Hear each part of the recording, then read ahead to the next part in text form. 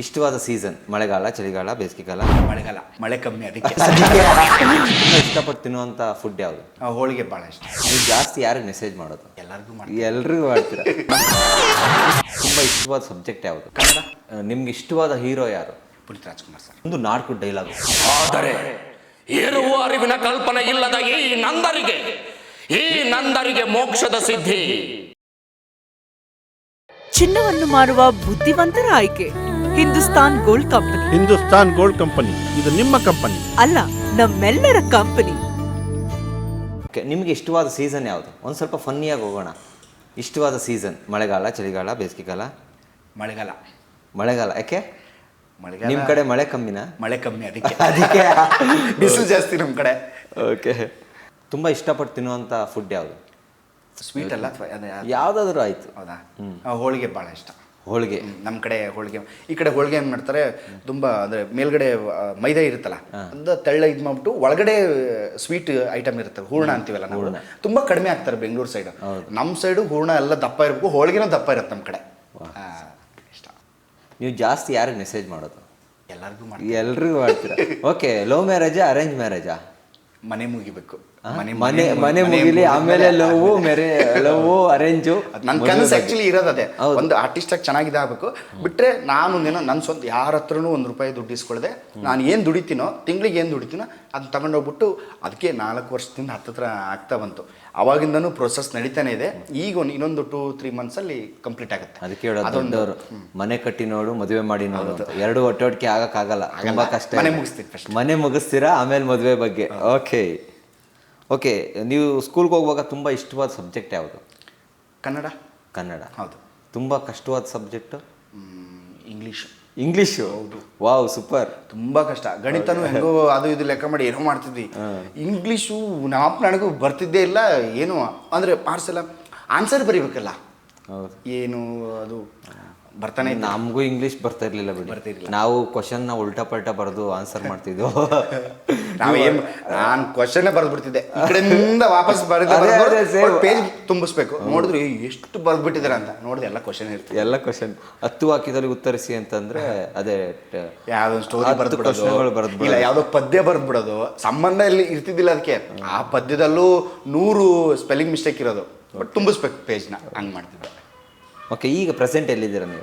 R R ನಗರ. ಏನು ಸಿನಿಮಾದವರು, serial ಅವರು, artist ಕಡೆ ಎಲ್ಲ RR ನಗರ. ಏನಪ್ಪ ಎಲ್ಲರೂ ಹೇಳ್ತಾರೆ, ಕೆಲವೊಬ್ರು ಹೇಳ್ತಾರೆ ಕುಬೇರ್ ಮೂಲೆ ಅಂತಾರೆ.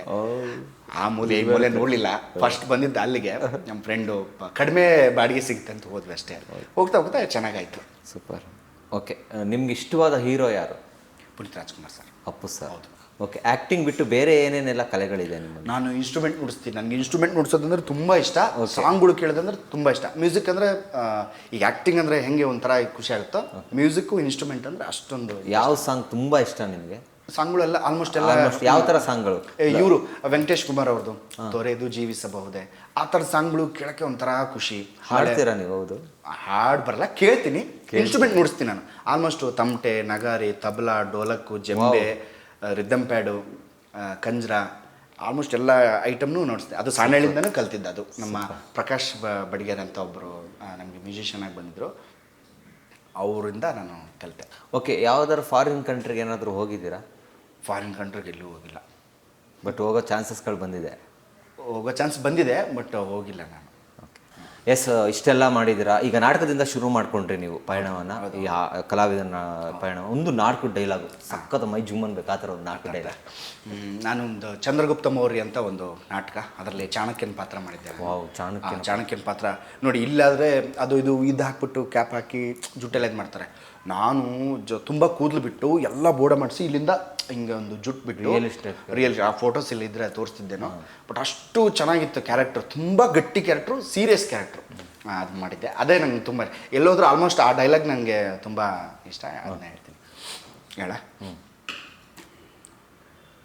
ಬಲ, ಧರ್ಮ, ಅರ್ಥ, ಕಾಮ ಈ 3 ಶ್ರದ್ಧೆಯಿಂದ ಪಾಲಿಸಿಕೊಂಡು ಅರಿತು ಅದರಂತೆ ಬದುಕಿದರೆ ಮಾತ್ರ ಮೋಕ್ಷವೆಂಬುದು ಆತ್ಮವನ್ನು ಜಯಿಸುತ್ತದೆ. ಆದರೆ ಏರುವ ಅರಿವಿನ ಕಲ್ಪನೆ ಇಲ್ಲದ ಈ ನಂದರಿಗೆ ಮೋಕ್ಷದ ಸಿದ್ಧಿ.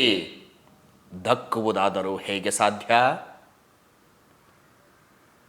100 ಜನ ತನ್ನ ಮಕ್ಕಳ ಸಾವನ್ನು ಹತ್ತಿರದಿಂದ ಕಂಡು ಅವರೆಲ್ಲರ ಪಾಲಿನ ಅನ್ನವನ್ನು ತಾನೊಬ್ಬನೇ ತಿಂದು ಬದುಕಿದ ಆ ಮುದುಕ ಶಕಟಾರ ರಾಜನೀತಿಯ ಕಾರಣಕ್ಕಾಗಿ ಅವಮಾನಿತರಾಗಿ ಅಬ್ಬೆಪಾರಿಯಾಗಿ ದಟ್ಟ ಅರಣ್ಯದಲ್ಲಿ ಬದುಕಿದ ನನ್ನ ತಂದೆ ಚಣಕರು ಅವರಿಬ್ಬರ ಜೀವನದ ಅಮೂಲ್ಯ ಸಂದೇಶವಾದ ಧರ್ಮ, ಅರ್ಥ, ಕಾಮ, ಮೋಕ್ಷದ ಮಾರ್ಗವನ್ನು ಮುಂದುವರಿಸುವ ಜವಾಬ್ದಾರಿಯನ್ನೊಗಕ್ಕೆ ಹೆಗಲು ಕೊಟ್ಟಾಗಿದೆ.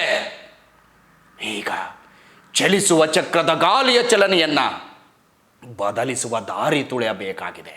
ಬಲ. Wow, super. ಏನು ವಾಯ್ಸು, ಏನು ಆ್ಯಕ್ಟಿಂಗು, ಏನು ಎಕ್ಸ್ಪ್ರೆಷನ್ನು, ವಾವ್ ಸೂಪರ್. ಅದಕ್ಕೆ ನಾಟಕ ಅನ್ನೋದು ಎಲ್ಲವನ್ನ ಕಲಿಸ್ಕೊಟ್ಬಿಡುತ್ತೆ.